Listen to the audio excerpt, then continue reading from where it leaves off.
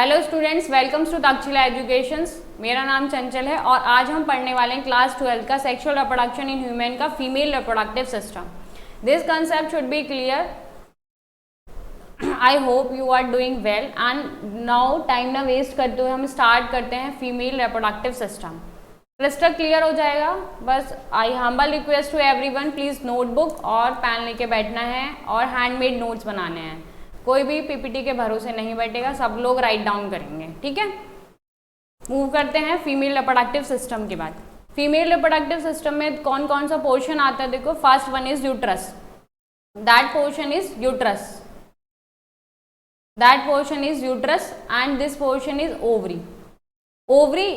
Ovary are the primary sex organ in the female, that portion is fallopian tube to collection the ovum. This portion is vagina. Vagina is responsible for that birth canal. Cervix is that portion to inner wall and fallopian tube.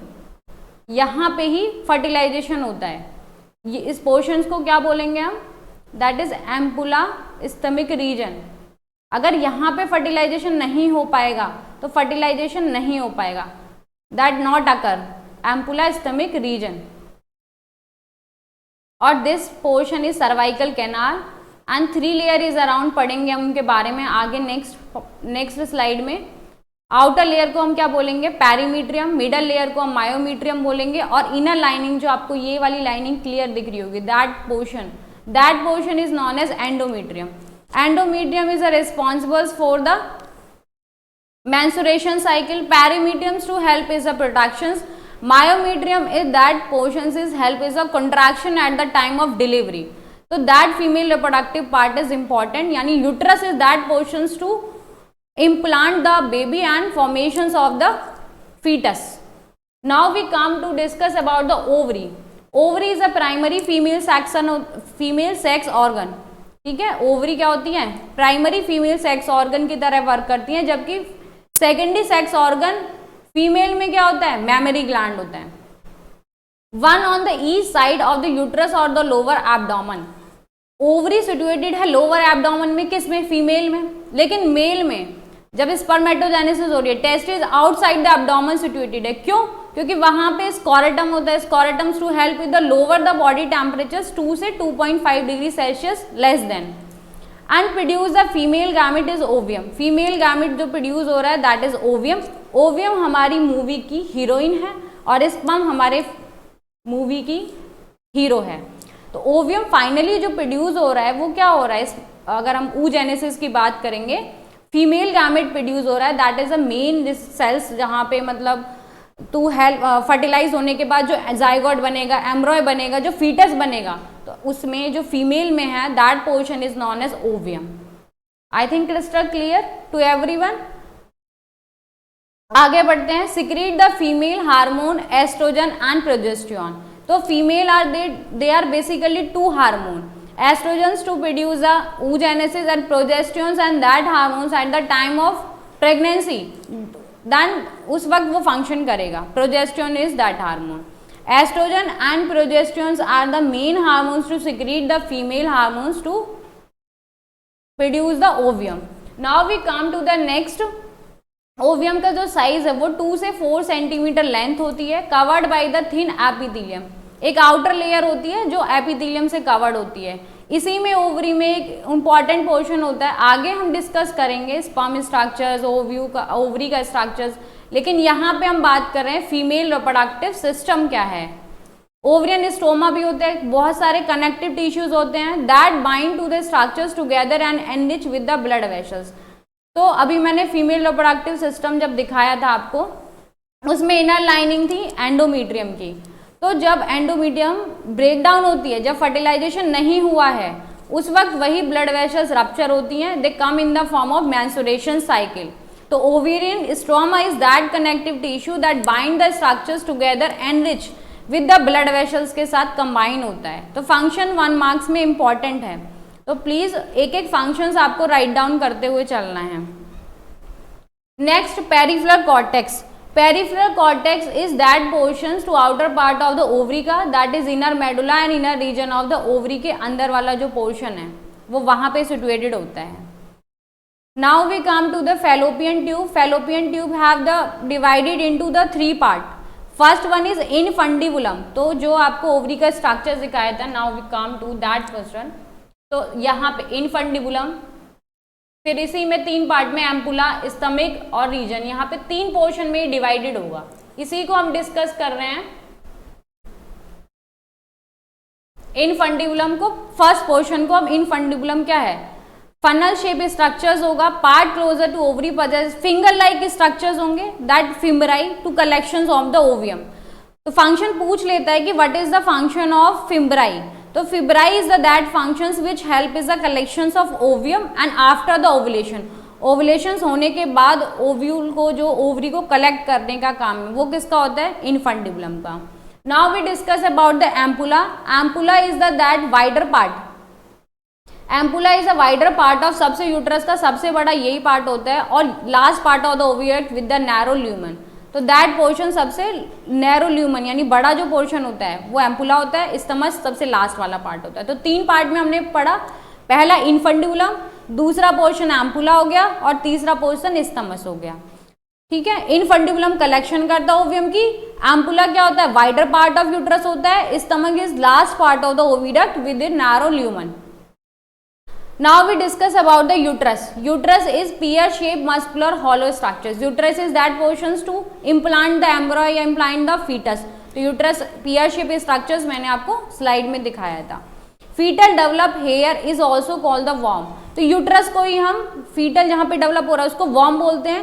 In the common language like गर्भ जिसे बोल रहे हैं, जहाँ पे baby जो है survive करेगा, that portion is uterus. तो uterus is also act as a worm. I think clear this concepts. Now we come to the next, cervix. Cervix is narrow lower part of the uterus का सबसे lower portion होता है. Vagina is act as, vagina भी मैंने आपको दिखाया था. Now again दिखा देती हूँ मैं एक बार, that portion, ये वाला. Now we discuss about the vagina. हम एक एक का फंक्शन बिल्कुल क्रिस्टल क्लियर करते हुए चल रहे हैं. तो vagina is act as a birth canal. तो जब प्रेगनेंसी के दौरान फीटस एम्ब्रो बन के बाहर आएगा तो दैट ट्यूब लाइक स्ट्रक्चर जो फॉर्म करता है वो वेजिना इंपॉर्टेंट है. तो वेजिना उस वक्त बर्थ कैनाल का काम करता है, that is a function of vagina. और स्पर्म जो डिस्चार्ज होते हैं वो भी वहीं पर होते हैं. मतलब आपको कोई भी पार्ट के बारे में क्लैरिटी होनी चाहिए कि कौन सा पोर्शन क्या काम कर रहा है. एनसीईआरटी में पढ़ोगे तो बहुत ज़्यादा कन्फ्यूजन हो जाएगा, कौन सा पोर्शन क्या फंक्शन कर रहा है, इसका क्या काम है. लेकिन मैंने क्रिस्टल क्लियर कर दिया अपनी स्लाइड में, बिल्कुल आपको समझा दिया है. The cavity of the cervix is called the cervical canal which along from the birth canal. तो वो जो कैविटी क्रिएट होती है ना वो वेजिना से ही होती है. तो vagina act as a birth canal, that is a tube like structure. और स्पर्म भी डिस्चार्ज कहाँ पर होते हैं, स्पर्म भी डिस्चार्ज होते हैं कहाँ पर, सर्विक्स में. नाउ यूट्रस वॉल के बारे में मैंने आपको बताया था, जब फीमेल रिप्रोडक्टिव सिस्टम बताया तो 3 लेयर होती हैं. First one is पेरीमीट्रियम, second one is myometrium and third one is endometrium. Perimetriums to help is the productions. Myometrium is at the time of contraction, मतलब during the time of delivery. तो myometrium is responsible for that. Endometrium is the time of menstruation cycle. और जब fertilization हो गया है तो उसको protection करने का काम भी एंडोमीट्रियम का ही होता है. Okay. Now one by one हम डिस्कस कर लेते हैं. Firstly perimetrium external thin layer होती है, लूज कनेक्टिव टिश्यू से, लूज कनेक्टिव टिश्यूज वहां पे प्रेजेंट है. Then we discuss about the myometrium, that is middle thick layer, smooth muscles. Smooth muscles है तो that is involuntary. You will be you are read about the 11th class, the striated muscles, smooth muscles, cardiac muscles. तो smooth muscles are found in myometrium, that is responsible for at the time of बताया delivery of the baby. The contraction जब हो रहा है तो उस वक्त myometrium ही responsible होते हैं. Now we come to the endometrium. Endometrium is a inner glandular layer and that is responsible for menstruation cycle. ये भी मैंने आपको अभी बताया प्रीवियस स्लाइड में कि एंडोमीट्रियम का फंक्शन क्या होता है, मेंस्ट्रुएशन साइकिल का. ठीक है, मेंस्ट्रुअल साइकिल का जो फंक्शन होता है दैट इज एंडोमीट्रियम.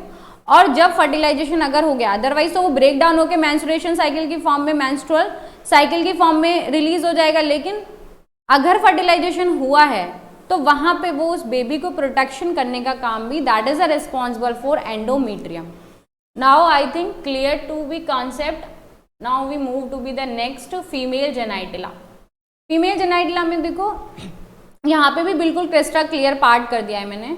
लेबिया माइनरा जो है अपर पोर्शन है, नोवर वाली पोर्शन जो है वो लेबिया माइनरा है।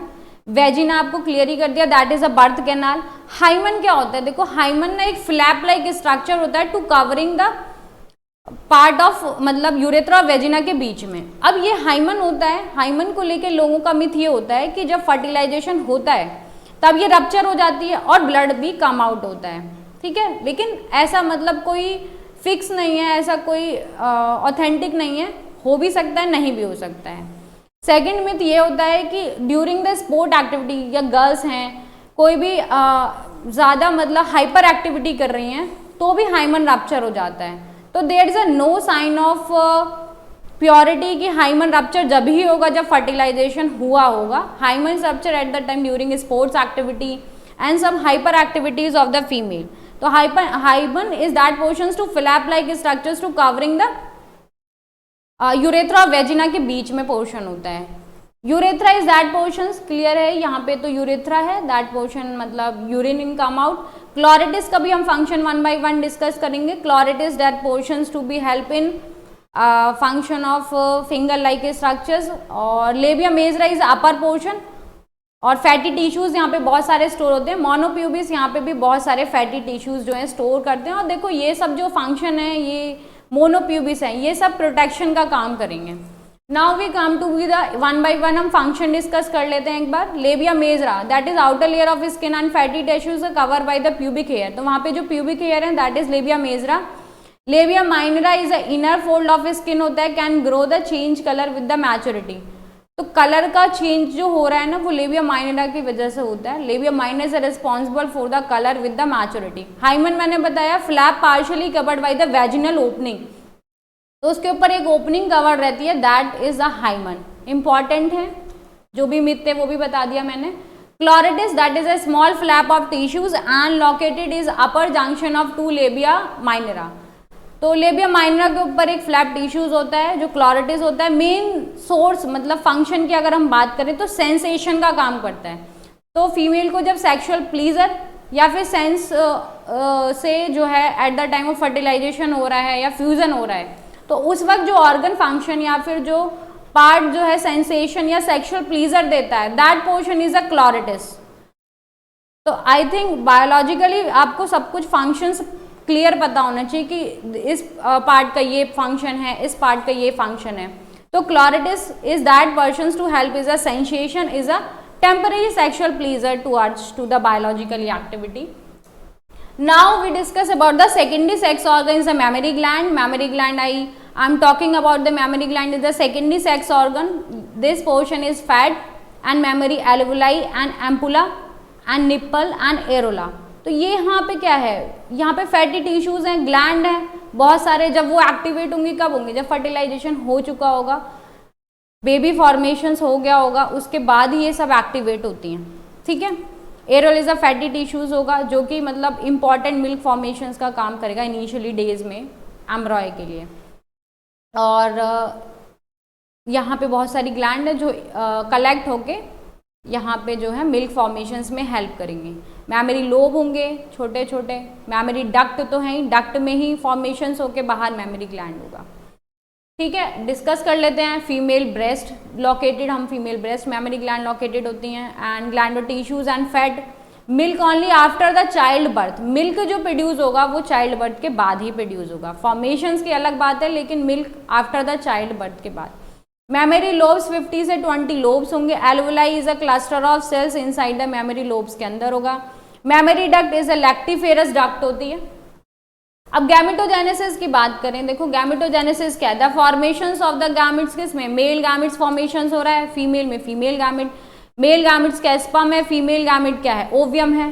तो they need to be meet a one place ना। गैमेटोजेनेसिस अगर मान लो किसी की शादी या मैरिज फिक्स हुई है तो दूल्हा है दुल्हन है उसको पास तो आना ही पड़ेगा। दे इवेंट जो भी ऑर्गेनाइज हो रहा है फर्टिलाइजेशंस के लिए हो रहा है। तो गैमेटोजेनेसिस उसमें स्पर्मेटोजेनेसिस हो रही थी मेल में, फीमेल में oogenesis हो रही थी, ओवियम प्रोड्यूस हो रहा था।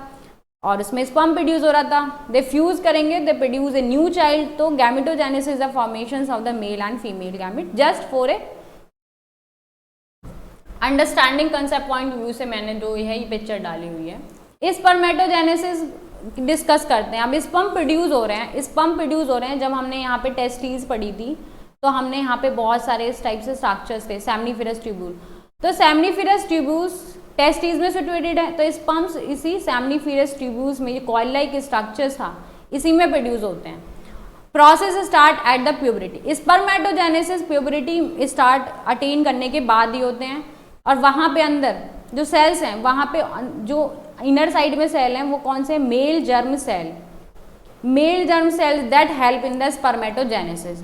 तो मेल में स्पर्मेटोजेनेसिस जो स्टार्ट होती है वो अटेन एडोसेंस यानी कि प्यूबरिटी के बाद ही होती है, मतलब 13 to 14। लेकिन फीमेल में oogenesis at the time of foetus, जब वो खुद भी पेट में होती हैं या गर्भ में होती हैं या वोम में होती हैं, तभी से स्टार्ट होती है। इसलिए कहते हैं फीमेल आर मोर लेबोरियस। आधा काम तो वो जब फीटस खुद भी होती हैं तभी प्रोड्यूस करी होती हैं। उसके बाद जब वो ऊगोनिया, मतलब मिलियंस ऑफ ऊगोनिया फॉर्मेशन हो रहे होते हैं, then we come to be the birth होने के बाद प्राइमरी स्पर्म ऊगोनिया बनता है, फिर उसके बाद मेंस्ट्रुएशन साइकिल है। तो इसलिए कहा जाता है कि फीमेल जो होती है मोर लेबोरियस इसलिए होती हैं कि वो खुद भी जब फीटस में होती है तभी से काम करना शुरू कर देती हैं।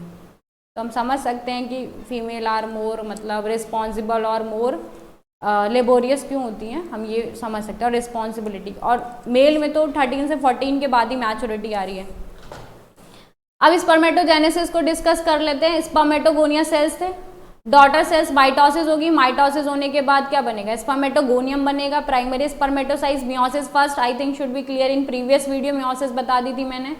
2 सेल्स में डिवाइड होगा, मियोसिस सेकंड होगी, meiosis second is similar to the mitosis, यहाँ पे माइटोसिस होगी 1-2 सेल्स, यहाँ से एक माइटोसिस होगी 2 सेल्स बन जाएंगे। 4 स्पर्मेटिड्स बनेंगे, स्पर्मेटिड से हमारे 4 स्पर्म सेल्स तैयार हो जाएंगे। स्पर्मेटिड से स्पर्म सेल्स की फॉर्मेशंस को कहते हैं, दैट प्रोसेस है स्पर्मिएशन। स्पर्मिएशन पूछ लेते हैं, ठीक है। Now we come to be the initiate the spermatogenesis at the puberty. तो ऐसा क्या मैजिक हो जाता है, या मतलब आता होगा स्पर्मेटोजेनेसिस कैसे स्टार्ट हो जाती है, दिमाग में आता होगा प्यारे बच्चों, आप लोगों के मन में भी आता होगा कि ऐसा क्या होता है कि बॉडी में अभी तक तो कुछ नहीं हो रहा, अब स्पर्मेटोजेनेसिस स्टार्ट हुई है तो they produce a sperm cells, तो दे come in to the mind. देखो जो भी हमारा माइंड है ना उसमें हार्मोनल चेंजेस होते हैं, कौन कौन से हार्मोन्स एक्टिवेट होंगे वो हम डिस्कस करेंगे, जैसे gonadotropic, male hormone, luteinising hormone या follicle stimulating hormone. These hormone responsible for the started at the time of puberty the spermatogenesis. तो इंक्रीज हमारा जो गोनेडोट्रोपिक रिलीजिंग, आप बॉडी में चेंजेस आएंगे तो आपका जो लेवल है हार्मोनल का वो बढ़ जाएगा। Luteinising hormones, follicle stimulating hormone, male में इनका अलग फंक्शन होगा, फीमेल में। Now we discuss about the male में, अभी हम डिस्कस कर रहे हैं। Luteinising hormone is act as a leading cells की तरह फंक्शन करता है, synthesising and secretion of androgen. तो एंड्रोजन जो मेल हार्मोन है दैट इज स्टिमुलेट हो रहा है और सिक्रीशन हो रहा है, वो कहाँ से हो रहा है, LH से हो रहा है। स्टिमुलेट द स्पर्मेटोजेनेसिस, यानी पिट्यूटरी ग्लैंड आपकी एक्टिवेट हो रही है जो टेस्टिस को भी कंट्रोल कर रही है और ओवरी को oogenesis के लिए भी या फिर फर्टिलाइजेशन के लिए भी एक्टिवेट कर रही है। तो पिट्यूटरी ग्लैंड जो है टेस्टिस में भी फंक्शन यानी स्पर्मेटोजेनेसिस करा रही हैं और ओवरी में भी। I think this concept should be clear. एक बार फंक्शन 1/FSH का फंक्शन डिस्कस कर लेते हैं। FSH act as a Sertoli cell. Sertoli cell का 1 मार्क में क्वेश्चन आता है, क्या होता है, नरिशमेंट का काम होता है, प्रोवाइड द नरिशमेंट। और कहाँ पे, इनर लाइनिंग ऑफ जो सेमनीफेरस ट्यूब्यूल्स हमने पढ़ी थी जब हमने टेस्टिस, तो इनर लाइनिंग में यहाँ पे अंदर की साइड वहाँ पे क्या सिचुएटेड होता है, सर्टोली सेल्स। तो क्लियर हो गया होगा कि सर्टोली सेल है क्या, वहाँ पे जो सेल्स कहाँ पे, सेमनीफेरस ट्यूब्यूल्स के अंदर जो सेल्स प्रेजेंट है वो सर्टोली सेल है। Sertoli cells to help is a nourishment to the germ cells. How are the sperm release, एक बार रिकैप और रिवाइज कर लेते हैं। स्पर्म्स बनने की पूरी प्रोसेस क्या है। Sperms are produce in testis, then come to be the epidermis, यहाँ पे temporary storage of the sperms, and after that vast difference में जाते हैं, ejaculate duct के थ्रू रिलीज हो गए, यूरेथ्रा के थ्रू जो है एक्सक्रीट आउट होके दे प्रोसेस इन स्पर्म्स रिलीज हो जाते हैं। अब सीमन क्या होता है, सीमन भी 1 मार्क क्वेश्चन में आ जाता है। देखो सीमन क्या होता है, स्पर्म तो है ही, उसमें आपको स्पर्म्स नहीं दिख रहे होंगे, लेकिन सेमाइनल फ्लूइड, बहुत सारा फ्लूइड होगा, फ्लूइड के साथ स्पर्म्स अगर फॉर्मेशन है तो वो सीमन होता है, ठीक है।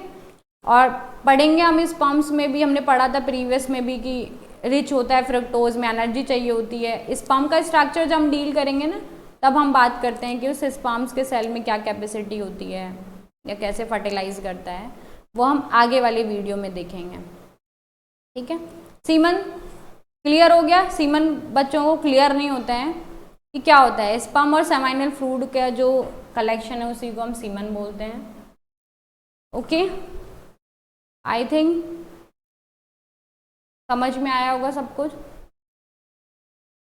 Anyone have a doubt, you have mentioned the comment section.